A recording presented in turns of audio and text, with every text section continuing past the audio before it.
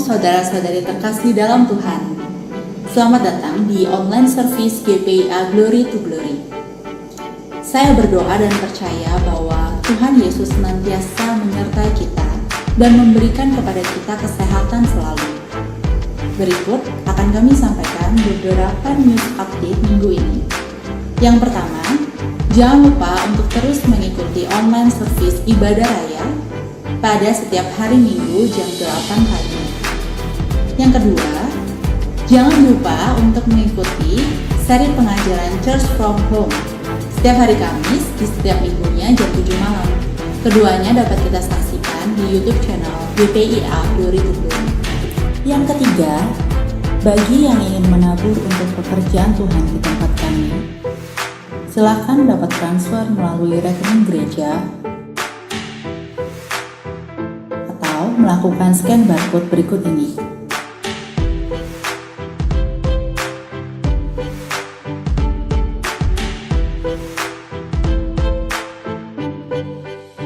Sekarang, mari kita siapkan hati kita untuk mengikuti rangkaian ibadah pada hari ini.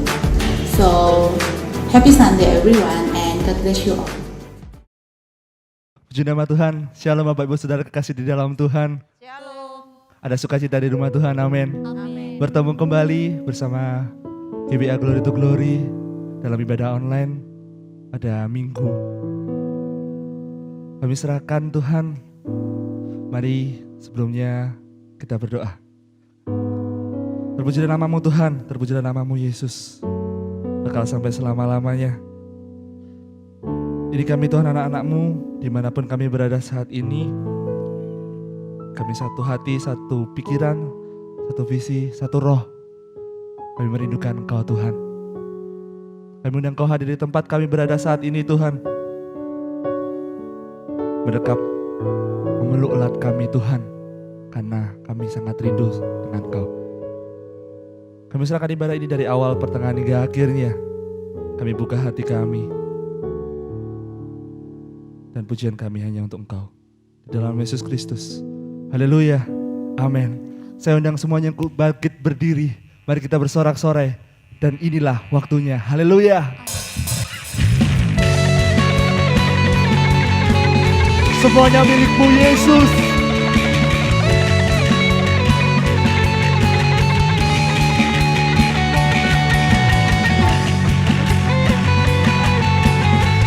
Kami berikan kemuliaan hanya bagi Tuhan. Bersama katakan, tiba saatnya.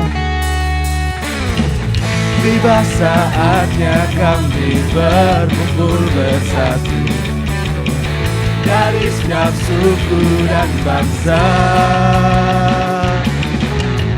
berdiri di hadapan kata. Dengan apa saudara? Yes! Mari kita serukan.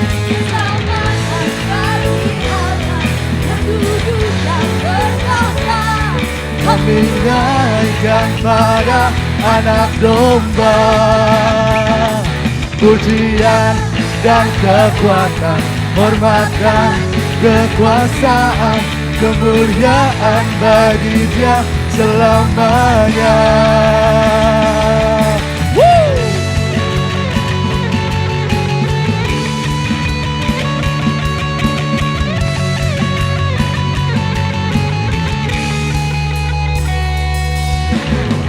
Tiba saatnya kami berkumpul bersama dari setiap suku dan bangsa.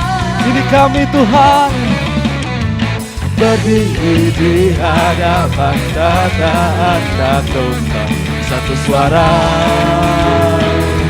menyatakan glory to glory. Kita serukan yang duduk dan berkata, kami naikkan pada anak domba, pujian dan kekuatan, hormat dan kekuasaan, kemuliaan bagi Dia selamanya. Coba Tuhan memuji Tuhan. Rahmatan bagi Allah yang duduk dan bertata. Kami naikkan pada dengan segenap hatimu. Pujian dan kekuatan, hormat dan kekuasaan, kemuliaan bagi Dia. Selamat, Haleluya. keselamatan bagi Allah yang duduk dan bertata. Kami naikkan pada Anak Domba Dengan pujian dan kekuatan, hormat dan kekuasaan, kemuliaan bagi Dia selamanya. Kemuliaan, kemuliaan bagi Dia, kemuliaan bagi Dia, kemuliaan bagi Dia selamanya. Woo!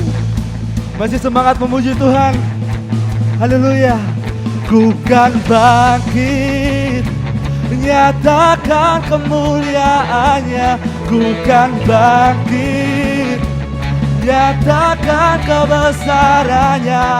Sampai setiap lutut bertelut, semua lidah mengaku Yesus Kristus Dialah Tuhan, Raja segala raja. Dialah, bersama katakan, Woo! nyatakan kemuliaan. Bukan bangkit, nyatakan kebesarannya. Sampai setiap lutut bertelut, semua lidah mengaku Yesus Kristus Dialah Tuhan, Raja segala raja. Dialah, sekali lagi katakan, Nyatakan kemuliaan. ku kan bangkit, nyatakan kebesarannya. Sampai setiap lutut bertelut, semua lidah mengaku Yesus Kristus Dialah Tuhan, Segala raja, Dialah siapa? Sekali lagi katakan, Dialah Raja. Kita serukan, Raja. Berikan sorak-sorai bagi Tuhan. Woo! Haleluya.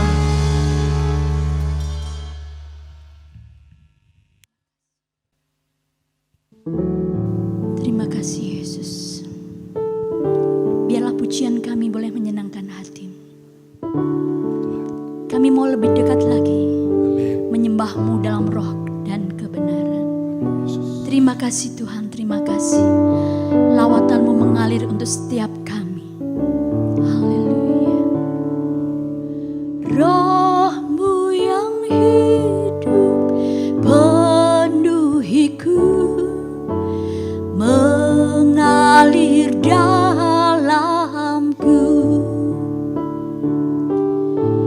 Jiwaku tenang bersama-Mu dalam naungan-Mu.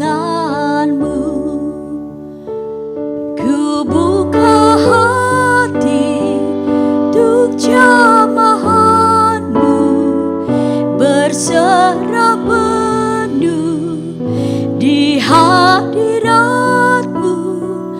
Kau ambil alih seluruh hidupku, di altar-Mu menyembah-Mu.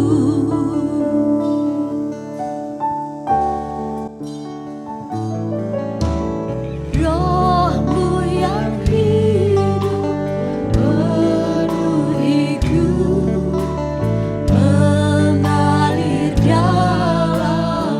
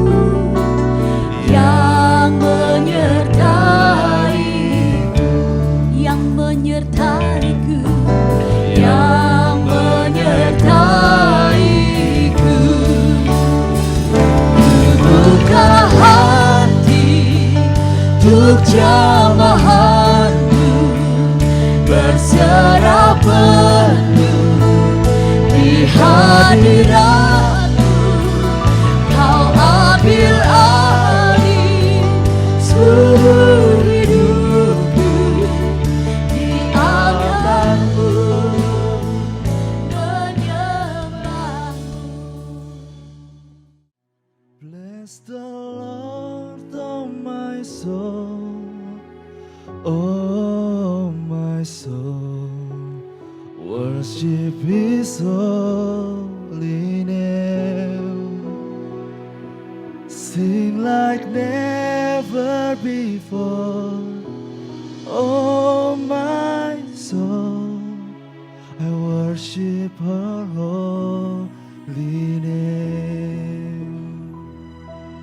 Bless the Lord, oh my soul, oh my soul, worship His holy name.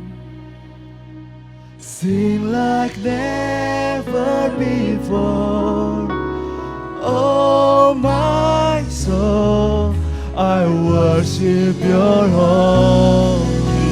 Bless the Lord, oh my soul,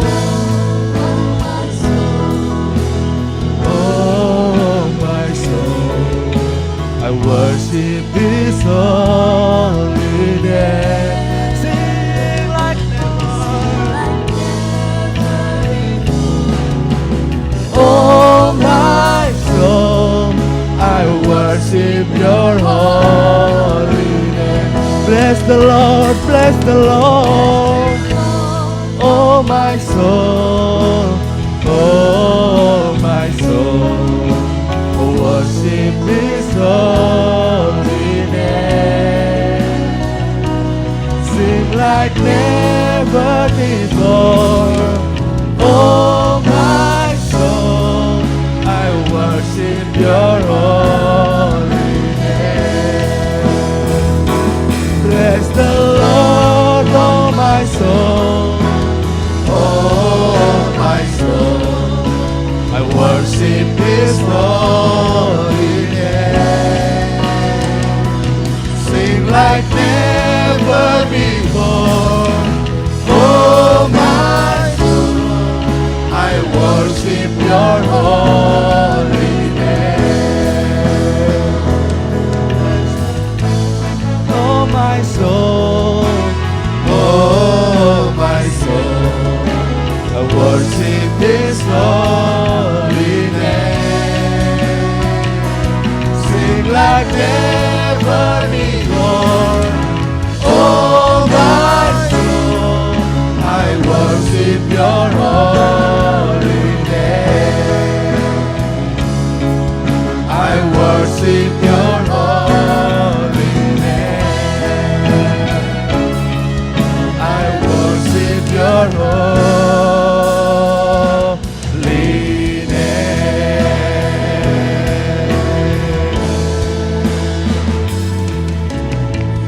Haleluya, tiba saatnya kami akan mendengar firman-Mu. Mari berbicara buat kami. Sampaikan isi hati-Mu, urapi setiap kami, baik hamba-Mu yang akan menyampaikan firman, bahkan setiap jemaat yang mendengar firman Tuhan. Biar Allah Roh Kudus bekerja atas setiap kami. Kami mau buka telinga kami mau buka hati kami. Supaya firman yang kami dengar boleh tertanam, bertumbuh, dan berbuah.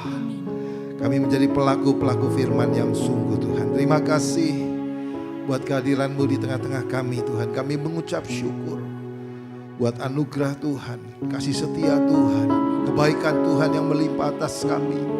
Pertolongan Tuhan yang datang tepat pada waktunya atas kami Tuhan. Kami berterima kasih Tuhan. Kami bersyukur. Terima kasih Bapa. Terima kasih. Terpuji nama-Mu. Di dalam nama Yesus Kristus kami berdoa. Haleluya. Amin.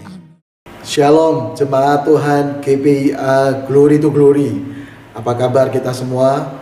Meskipun kita masih dalam situasi yang sangat terbatas, tapi saya berdoa kita semua tetap dipenuhi dengan damai sejahtera, sukacita, hadirat, dan kuasa kebenarannya. Saya berterima kasih buat Bapak Gembala dan seluruh hamba-hamba Tuhan yang memberi kesempatan untuk saya berbagi kebenaran firman Tuhan pada hari ini. Kebenaran firman Tuhan pada hari ini adalah bagaimana kita tetap memiliki emosional spiritual yang sehat meskipun di dalam keadaan yang sulit. Berbicara faktor emosi, seringkali di dalam kekristenan atau di dalam khotbah-khotbah tidak sering dibahas dengan sungguh-sungguh. Bahkan dalam aspek kehidupan sehari-hari, faktor emosi seringkali dianggap faktor yang seringkali diabaikan. Sampai kemudian pada tahun sekitar 1990-an ada seorang jurnalis yang melakukan sebuah penelitian yang sangat menghebohkan. Nama orang tersebut adalah Daniel Goleman, yang kemudian merilis hasil penelitiannya dan menulisnya dalam sebuah buku yang kemudian menjadi bestseller dan mengubah banyak hal di dunia ini. Konsep tersebut adalah apa yang disebut dengan emotional intelligence atau emotional quotient. Dalam salah satu hasil kesimpulan dari penelitian Daniel Goleman disebutkan bahwa kecerdasan IQ atau kecerdasan intelektual ternyata punya kontribusi terhadap kesuksesan hanya 20%. Sedangkan penelitian Daniel Goleman terhadap ribuan orang yang sukses kemudian ditemukan bahwa kecerdasan emosional atau EQ ternyata punya kontribusi 80% terhadap kesuksesan seseorang. Apa yang ditemukan oleh Daniel Goleman ini kemudian menjadi sebuah pandangan yang mengubah banyak hal. Salah satunya yang diubahkan adalah konsep dalam dunia pendidikan. Dunia pendidikan yang selama ini sangat mengagung-agungkan kecerdasan IQ. Tapi kemudian hari ini mereka menyadari bahwa ada faktor-faktor yang penting ternyata punya kontribusi besar terhadap keberhasilan manusia, yaitu apa yang disebut dengan faktor emosi, kecerdasan emosi. Dalam berbagai budaya, emosi memang seringkali dianggap faktor yang tidak penting. Bahkan di kalangan tertentu, emosi seringkali dianggap sebagai sebuah faktor kelemahan. Makanya kita juga sering dengar sebuah istilah yang berkata, anak laki-laki terutama tidak boleh menangis. Para pemimpin, para leaders, jangan menangis karena itu menunjukkan kelemahan, kekurangan diri kita. Benarkah demikian? Apakah emosi merupakan sesuatu yang betul-betul menunjukkan kelemahan diri kita? Mari kita melihat bagaimana emosi dalam perspektif Allah. Tapi sebelum kita membahas lebih detail hal ini, paling tidak Alkitab pernah mencatat bahwa Yesus pun bahkan pernah menangis. Alkitab pernah menggambarkan bahwa Yesus pun pernah beberapa kali menunjukkan ekspresi emosinya di Alkitab. Ia pernah ditunjukkan sedih, ia pernah ditunjukkan merasa takut, ia pernah ditunjukkan merasa marah, dia juga pernah ditunjukkan menangis. Jadi sebenarnya bagaimana emosi dalam perspektif Allah? Mazmur 34 ayat 17 sampai 18. Firman Tuhan berkata demikian. Apabila orang-orang benar itu berseru-seru, maka Tuhan mendengar dan melepaskan mereka dari segala kesesakannya. Ayat 18, Tuhan itu dekat kepada orang-orang yang patah hati dan Ia menyelamatkan orang-orang yang remuk jiwanya. Dari firman Tuhan yang kita baca, apa yang kita bisa pelajari? Yang pertama, kita bisa lihat bahwa Allah kita adalah Bapa yang memperhatikan hidup kita secara utuh. Dia adalah Allah yang juga memberi perhatian juga kepada aspek emosi yang dirasakan oleh manusia. Bahkan Allah menjadikan emosi sebagai jalan untuk menunjukkan kasih dan keintimannya kepada kita. Firman Tuhan yang tadi kita baca digambarkan di sana bahwa justru Tuhan menggunakan emosi menjadi jalan untuk Dia berkata, aku mau dekat kepada orang-orang yang patah hati atau bahkan orang-orang yang merasa remuk jiwanya. Firman Tuhan tadi juga menggambarkan bahwa dia mendengar setiap perasaan kesesakan, sebuah rasa emosi yang mungkin begitu dalam yang kita rasakan, yang rasanya mungkin orang lain tidak bisa mendengar dan memahaminya. Tapi ini kabar baiknya, Allah kita adalah Bapa yang mau mendengarkan kita, bahkan melepaskan kita dalam saat emosi kita merasa begitu tersesat. Salah satu peristiwa penting dalam aspek emosi yang pernah terjadi dalam sejarah manusia adalah apa yang terjadi pada seorang dokter yang bernama Harold Shipman. Dia kemudian mendapat gelar sebagai dokter maut dari Inggris.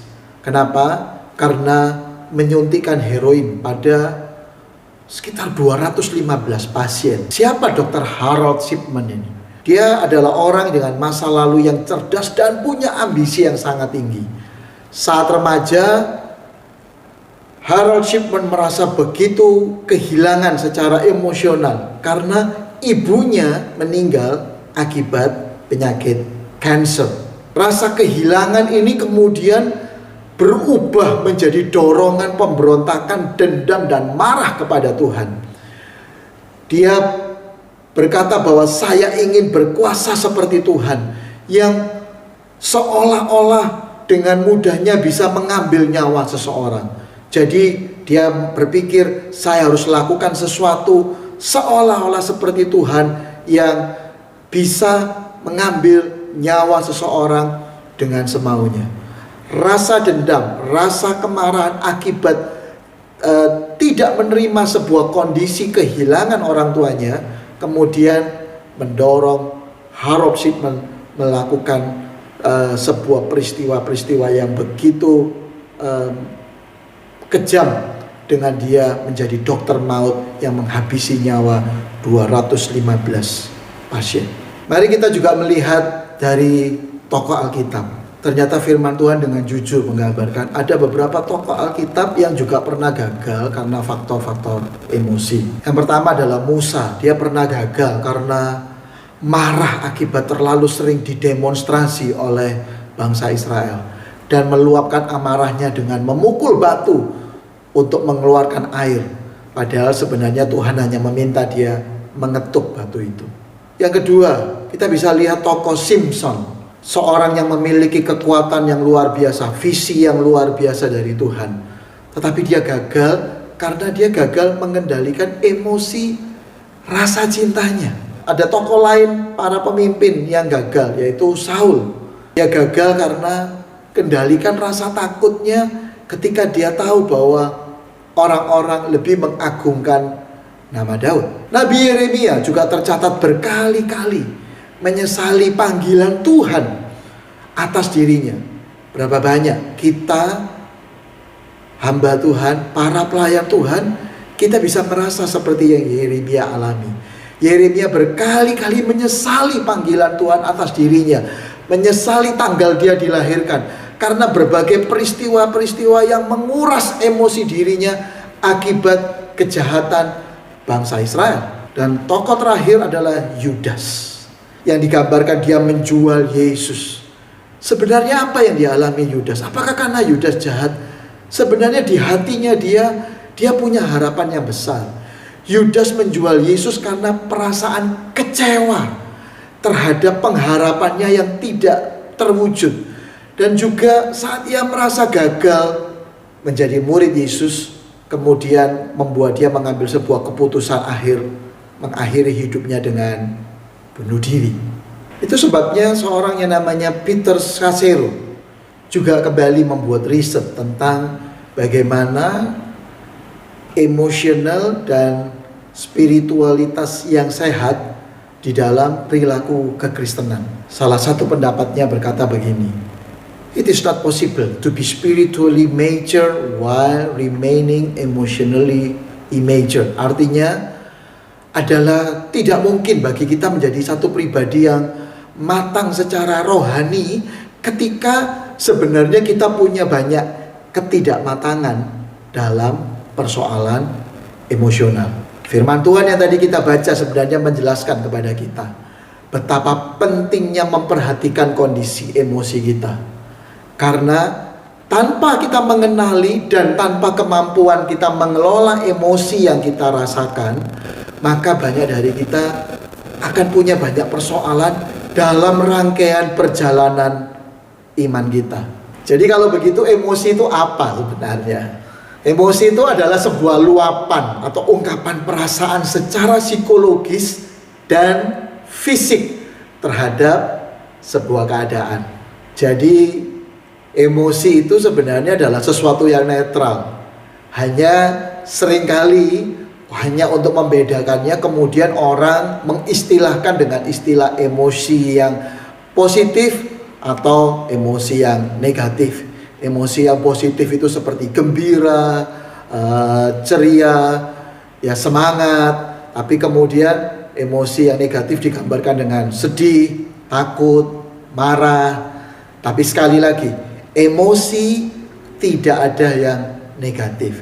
Emosi itu adalah keadaan yang kita rasakan.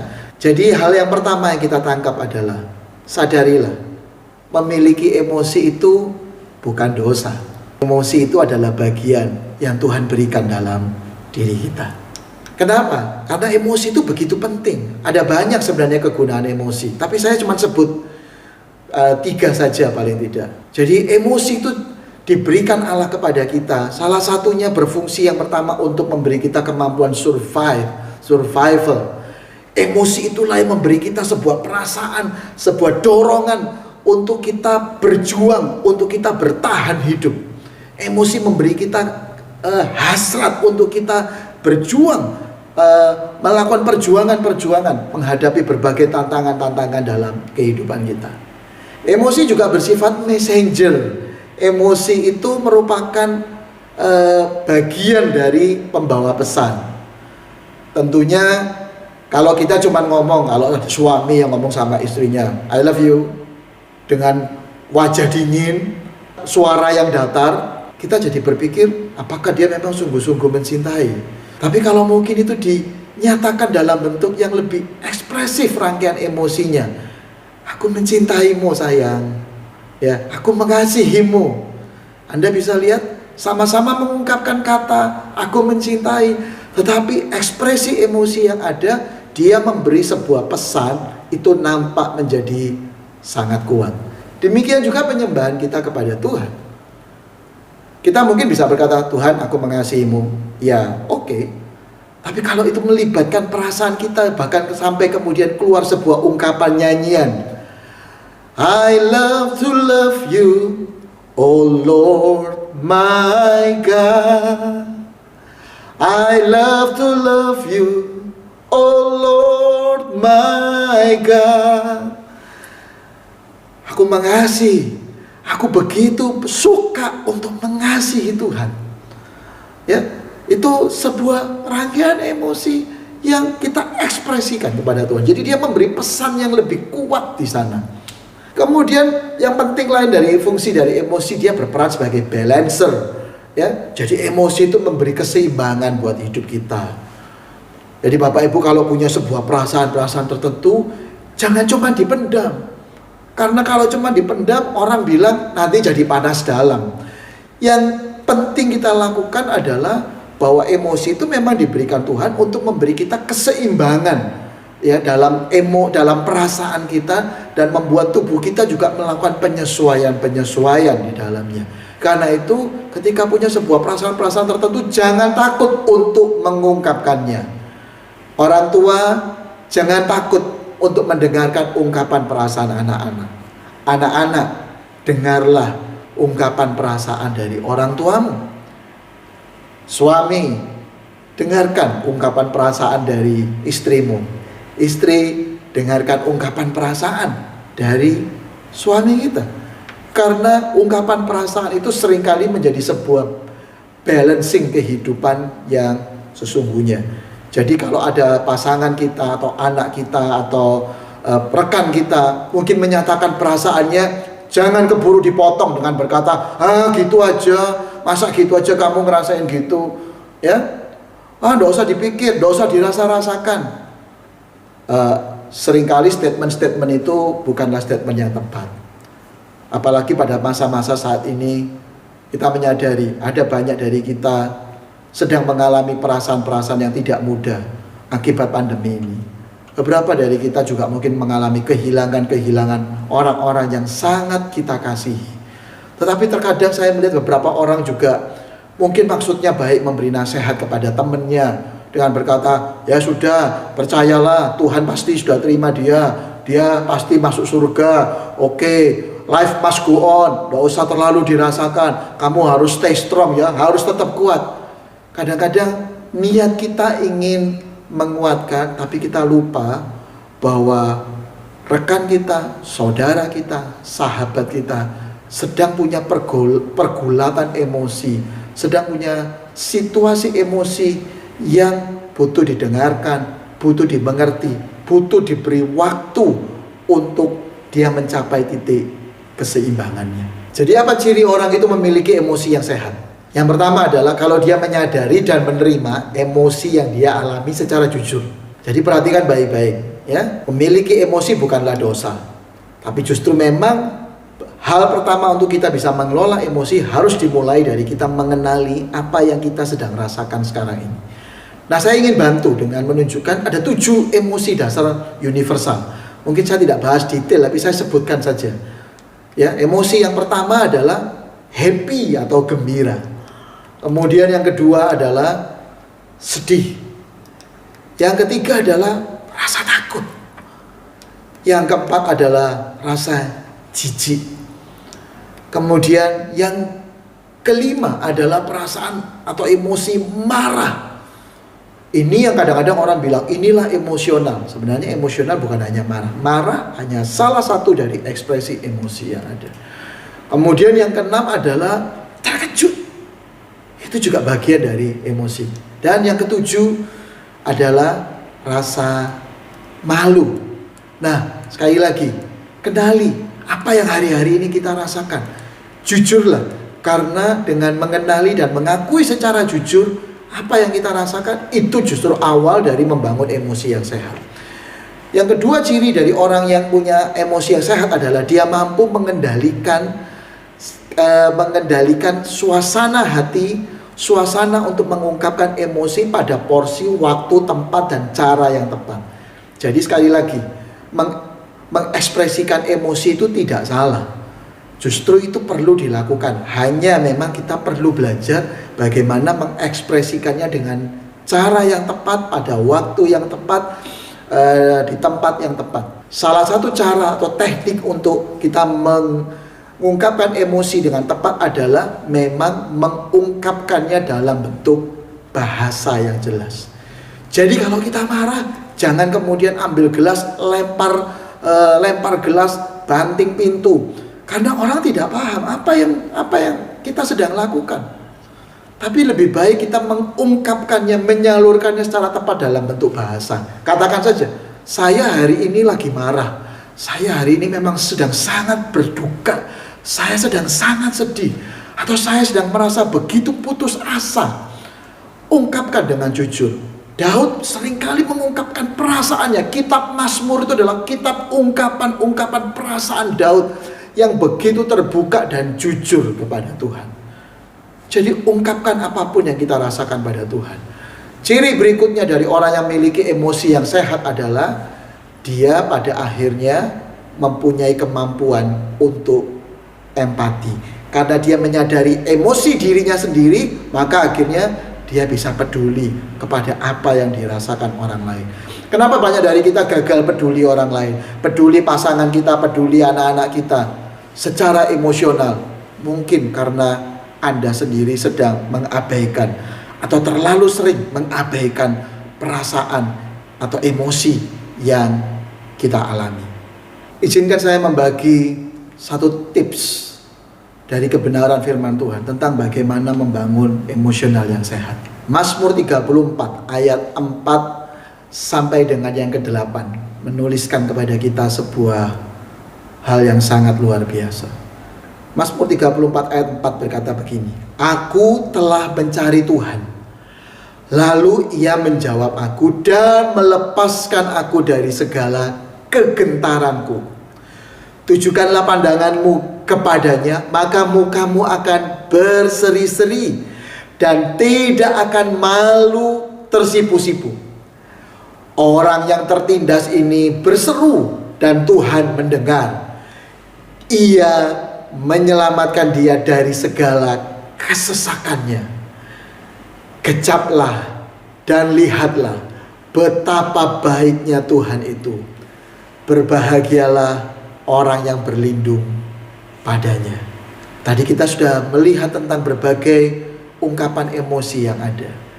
Firman Tuhan yang kita baca bagian ini menunjukkan sekali lagi bahwa Allah kita adalah Allah yang sangat peduli dengan apapun emosi yang hari ini kita rasakan. Saya ingin menutupnya dengan 4 R berdasarkan Mazmur 34 ini. Sebuah tips praktis yang mungkin kita bisa pegang untuk menolong kita mengelola emosi kita dalam kondisi-kondisi yang tidak mudah, dalam situasi-situasi pandemi ini, dalam situasi-situasi di mana mungkin kita mengalami hal-hal yang tidak kita inginkan, tidak kita harapkan.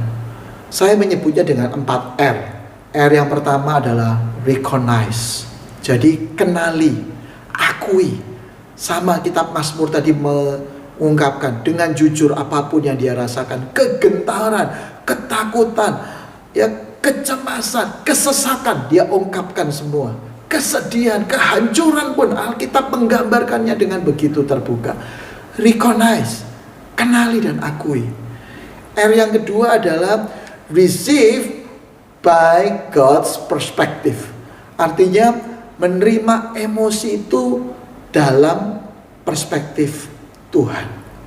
Penulis kitab Mazmur, dia membawa setiap perasaannya juga dalam relasi-relasinya kepada Tuhan.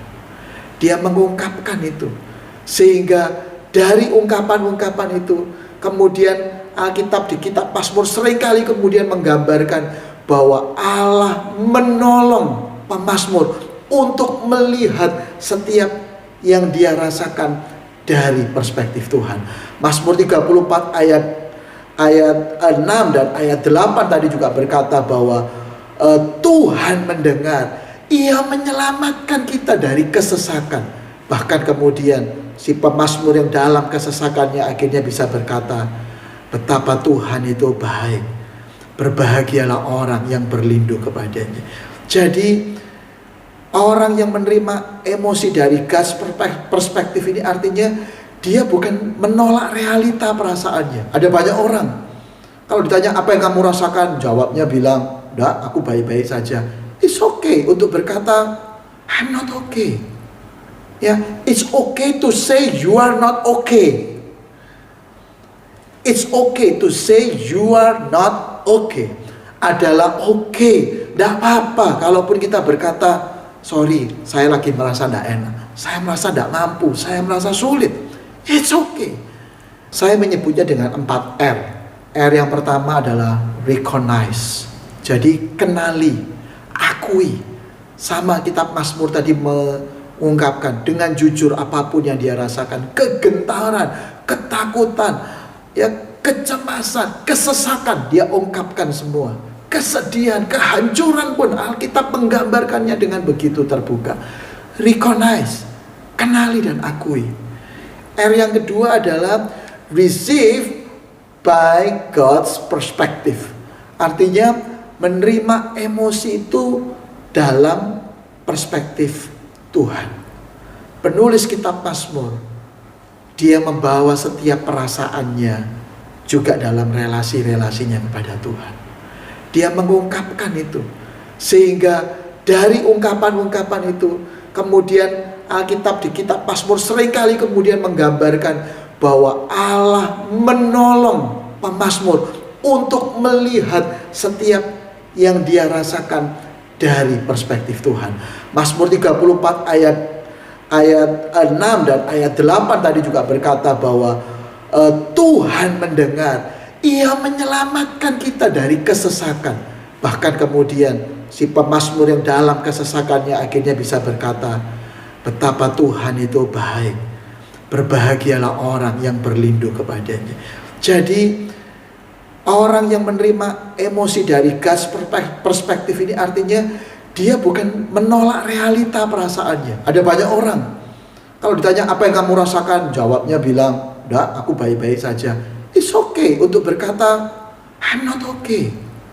Ya, it's okay to say you are not okay. Tidak apa-apa kalaupun kita berkata, sorry, saya lagi merasa tidak enak, saya merasa tidak mampu, saya merasa sulit. It's okay. Karena Allah kita adalah Allah yang mengasihi kita apa adanya. Justru tadi firman Tuhan di awal digambarkan, emosi menjadi cara Tuhan menunjukkan keintimannya, ekspresi kedekatannya dengan kita semua. R yang ketiga adalah reconciliate. Reconciliate artinya memang ada hal-hal dalam kaitan dengan emosi yang terkait dengan persoalan pertikaian, pertengkaran. Maka belajarlah untuk mengampuni. Mengampuni siapa? Mulailah dari mengampuni diri kita sendiri. Karena kadang-kadang kita lebih sering sulit mengampuni diri kita daripada mengampuni orang lain. Kita seringkali merasa gagal dengan diri kita, merasa tidak berguna. Hari-hari ini saya sering dengar ungkapan di media sosial, anak-anak yang kemudian mungkin mengungkapkan perasaannya ketika kehilangan orang tuanya karena pandemi dengan berkata, maafkan aku ya, aku ini menjadi anak yang tidak berguna bagi orang tua. Maafkan aku ya, aku ini tidak pernah bisa menyenangkan orang tua. Maafkan aku. Belajarlah reconciliate. Dan yang terakhir adalah release. Belajarlah menyampaikan apapun yang kita rasakan dengan penuh rasa hormat. Release with respect. Lepaskan apa yang kita rasakan dengan tujuan yang tepat, yaitu sampaikan dengan penuh rasa hormat. Sampaikan dengan sejujurnya apa yang kita alami. Sampaikan dengan bahasa yang tepat. Saya sedang sedih, saya sedang berduka, saya sedang takut. Tapi kita tidak berhenti sampai di sana, karena kita tahu Allah mengerti apa yang kita rasakan. Jadi saya ingin nutup dengan statement ini. Kasih Allah kepada kita, emosi cinta Allah kepada kita tidak tergantung emosi kita kepada Dia. Dia tetap mengasihi kita, mencintai kita, apapun yang kita rasakan. Bahkan Dia mau dekat kepada kita di saat emosi-emosi terdalam dalam hidup kita. Datanglah kepada Tuhan. Terimalah cinta yang melegakan hati kita. Itulah sebabnya Dia disebut sebagai the Prince of Peace, Sang Raja Damai.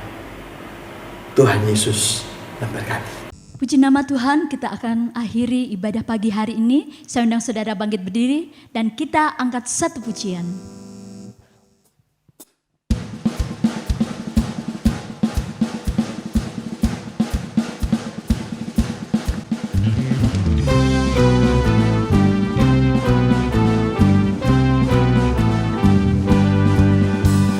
Dari surga turun ke bumi, kemuliaan tiada taranya. Allah datang melawat negeriku, karena seruan doa umatnya. Gunung-gunung dan lembah-lembah, sungai serta tangannya bersuka. Penduduknya di desa dan di kota, semua akan menjadi orang yang benar.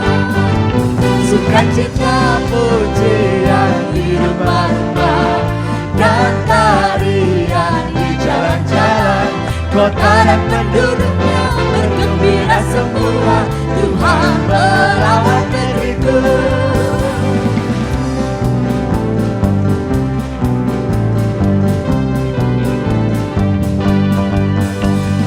Dari surga datarannya. Allah datang melawat negeriku karena seruan doa umatnya. Gunung-gunung dan lembah-lembah, sungai serta dananya bersuka. Penduduknya di desa dan di kota, semua akan menjadi orang yang benar. Sukacita pujian di rumah-rumah dan tarian di jalan-jalan. Kota dan penduduknya bergembira semua. Tuhan melawat negeriku. Sukacita pujian di rumah-rumah dan tarian di jalan-jalan. Kota dan penduduknya bergembira semua. Tuhan melawat umatku. Sukacita pujian di rumah-rumah dan tarian di jalan-jalan. Kota dan penduduknya bergembira semua. Tuhan melawat negeriku. Mari sama-sama kita naikkan pujian ini. Pujian di rumah-rumah dan tarian di jalan-jalan. Kota dan penduduknya bergembira semua. Tuhan melawat negeriku. Tuhan melawat negeriku. Tuhan melawat negeriku.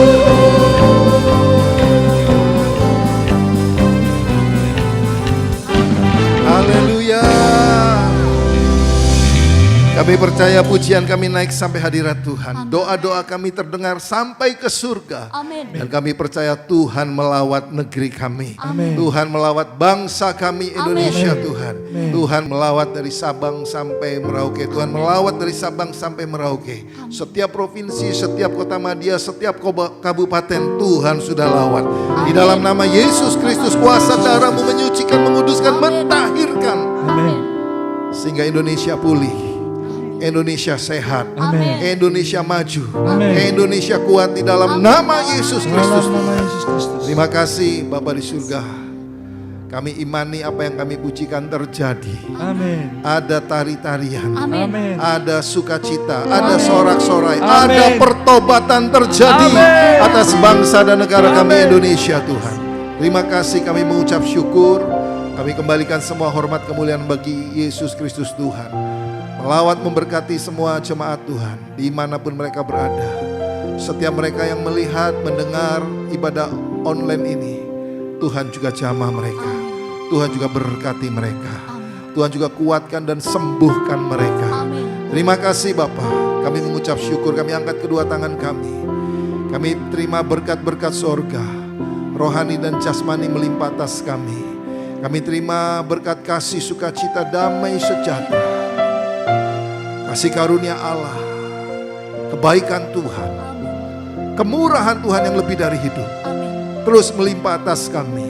Di dalam nama Bapa, Putra, dan Roh Kudus, di dalam nama Yesus Kristus, kami berdoa. Haleluya. Amin. Selamat pagi, Tuhan memberkati.